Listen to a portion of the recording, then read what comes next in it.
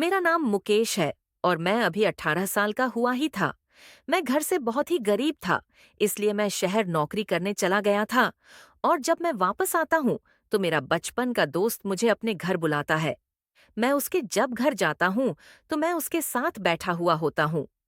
तभी एक सुंदर सी लड़की चाय लेकर आती है और जैसे ही वह चाय रखती है, वह चाय मेरे ऊपर गिर जाती है। मेरी शर्ट पूरी तरह खराब हो गई थी, लेकिन उसने तुरंत ही अपने दुपट्टे से मेरी चाय को साफ करना चाहा था। लेकिन मैंने हाथ जोड़ते हुए कहा कि कोई बात नहीं, आप बहुत ही संस्कारी लग रही हैं। नहीं तो आज के जमाने में कोई ऐसा नहीं करता। लड़की थोड़ा सा मुस्कुराई थी और फिर अंदर चली गई थी। मैंने ने पूछा अपने दोस्त से, यार यह कौन है? तो वह बोला, ये अपनी साली है। तो मैंने कहा मजाक में कि साली तो यार आपकी बहुत ही ज्यादा खूबसूरत है। और वह दरवाजे के पास खड़े होकर मेरी बातें सुन रही थी। और जब मैंने यह देखा था कि वह मेरी बातें सुन रही हैं, तो मेरी धड़कनें तेज हो गई थीं और मैं नर्वस हो गया था। फिर वह मुझे जब तक मैं वहां बैठा था तब तक देखती रहती है और फिर मैं चला जाता हूँ। अक्सर मैं अपने दोस्त के यहाँ जाया करता हूँ। एक दिन मैं दोस्त के यहाँ गया हुआ था तो मैंने आवाज लगाई अपने दोस्त को, लेकिन घर से कोई निकल कर नहीं आया था। शायद आज घर पर कोई नहीं था। वह मेरे दोस्त की साली बाहर निकल कर आई और जैसे ही मुझे देखा वह शर्मा गई थी और आकर बोलती है, हाँ क्या काम है? तो मैंने कहा, मेरा दोस्त कहाँ गया? बोला, आज सभी लोग बाजार गए हुए हैं, मैं घर पर अकेली हूँ। तो मैंने उससे बोला कि आप उस दिन बड़ी चुपके से मेरी बातें सुन रही थीं, तो उसने जो बोला मेरे बात समझ में नहीं आई और मेरा दिल जोरों से धड़कने लगा। उसने बोला, आप मुझे बहुत ही अच्छे लगते हो, आपकी पर्सनालिटी बहुत ही ज्यादा अच्छी है और मैं आपसे दोस्ती करना चाहती हूँ। तो मैंने कहा, मेरे दोस्त को पता चलेगा तो फिर क्या होगा? और आजकल दोस्ती दोस्ती नहीं रहती, उससे बढ़कर और ही कुछ हो जाता है। तो उसने कहा, हम दोस्त ही रहेंगे। और 1 घंटे में मैं वहां रुका था। 1 घंटे में उसने सब कुछ मेरे साथ आजमा लिया था और मेरे साथ बहुत खुश खुश हो गई थी। इतना ज्यादा खुश कि मैं बता नहीं सकता। उसको शायद वह सब पहली बार मिल रहा था, क्योंकि उसकी उम्र ज्यादा नहीं थी और देखने में वह बिल्कुल खूबसूरत और एक परी जैसी थी। अब मैं उससे मिलने के लिए तड़पता रहता हूँ और उसको मैं अब प्रेम करने लगा हूँ। मैं अब रातों को चोरी छुपे उससे मिलने जाता हूँ। एक दिन मैं उससे मिलने के लिए गया हुआ था, तभी कमरे में आवाज चल रही थी। आ रही थी क्योंकि हम दोनों धीरे धीरे बातें कर रहे थे, साथ में काम भी कर रहे थे। तभी मेरा दोस्त एकदम से आकर लाइट चला देता है, लेकिन मैं बेड के नीचे छुप जाता हूँ और फिर मुझे कोई वहां नहीं पकड़ पाता और मैं आराम से वहां से निकल जाता हूँ। लेकिन मेरे दोस्त को शक हो गया था कि मेरी साली के साथ कोई तो था और वह भी कोई लड़का था। अब मेरे दोस्त को शक होने के बाद वह अब शायद मुझे पकड़ने वाला था। एक दिन मैं फिर दोस्त के मिलने के लिए बहाने दिन में घर में आया।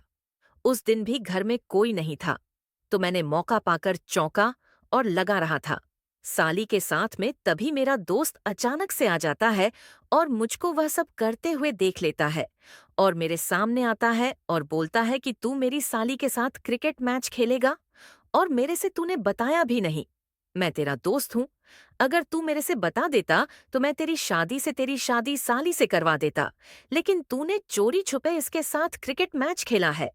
अब मैं तुझे छोड़ूंगा नहीं। तो मैं उसके सामने हाथ जोड़कर खड़ा हो जाता हूँ और बोलता हूँ, दोस्त मेरी गलती नहीं है, चाहे तो तू अपनी साली से पूछ ले। जैसे ही मेरे दोस्त ने साली से पूछा तो साली ने मुझे धोखा देते हुए बोला, नहीं, यही मेरे साथ जोर जबरदस्ती कर रहा था। जब उसने यह बात बोली, मेरे पैरों तले जमीन निकल गई थी और मेरे आंसू बहने लगे थे। मैं रोते हुए उस घर से अपने घर चला गया था। एक दिन दोपहर का समय था। मैं अपने घर में अकेला ही था। मैं अनाथ ही समझो। मेरे माँ बाप इस दुनिया में नहीं थे, ना कोई मेरा भाई ना बहन था। मैं दोपहर में उसकी ही यादों को अपनी आंखों में लिए हुए सोच ही रहा था। तभी देखा कि कोई आया और मेरे साथ चारपाई पर लेट गया। मेरी नजरें जब उसको देखती हैं तो मैं हैरान रह जाता हूँ कि आखिर यह सच में कैसे हो सकता है। क्या मैं सपना देख रहा हूँ? मैं अपने आप को थप्पड़ मारता हूँ तो पता चलता है कि नहीं, मैं सपना नहीं देख रहा हूँ। जो भी देख रहा हूँ हकीकत है, मेरे दोस्त की साली मेरे साथ लेती हुई थी। मैं हैरान रह गया था। मेरी बीपी बहुत ही ज्यादा बढ़ गई थी।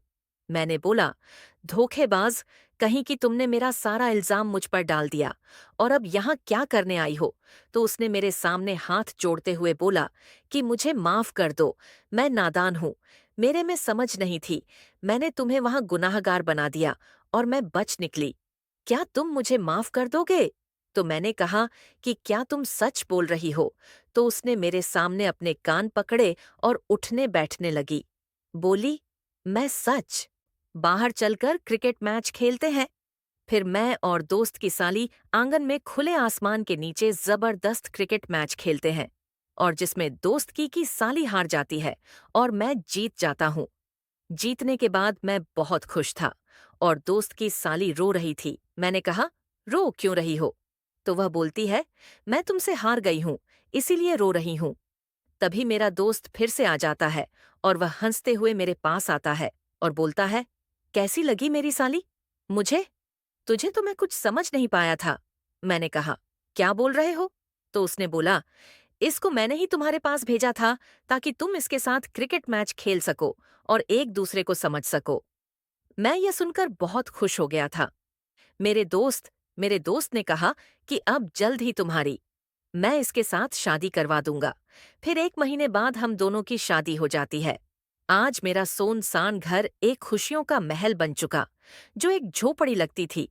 आज मुझे वह महल लगने लगा था।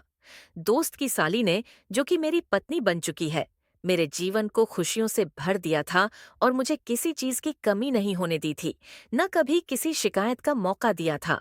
वह बहुत ही सुंदर और सुशील थी और हमेशा मेरे साथ क्रिकेट मैच खेलती थी।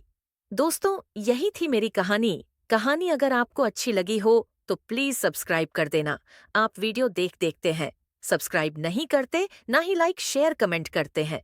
प्लीज लाइक शेयर कमेंट भी कर दीजिएगा। दोस्तों, यह कहानी एजुकेशन और मनोरंजन मात्र के लिए बनाई गई।